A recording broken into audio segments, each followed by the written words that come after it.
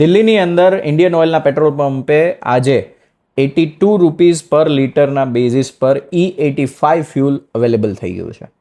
હવે જાણીએ કે તમે નોર્મલ વેગેનાર લો અને ધારો કે તમે ફ્લેક્સ ફ્યુલવાળી વેગેનાર લો તો તમને કેટલું કોસ્ટિંગ્સમાં બેનિફિટ થશે. એક બાજુ લઈએ પેટ્રોલ ગાડી અને એક બાજુ લઈએ E85 વાળી વેગેનાર ગાડી.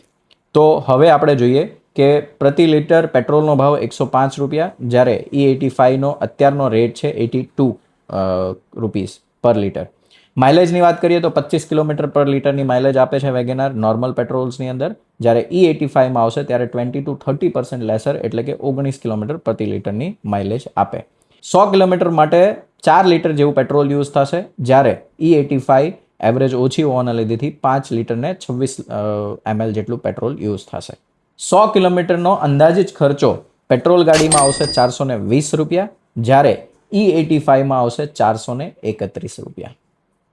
એટલે કે તમે જોયું કોઈ વધારે ડિફરન્સ નથી પડતો, અને આ ડિફરન્સમાં ત્યારે જ ડિફરન્સ પડશે કે જ્યારે પેટ્રોલના રેટ શૂટઅપ થશે, એટલે કે 105થી વધીને જશે અને ઇથેનોલના રેટ્સ નીચે જશે, તો જ આ બેનિફિટ્સ મોટો થશે અને તો જ ઇથેનોલવાળી ગાડી લેવી સંભવિત સારો ડિસિઝન્સ ગણાશે.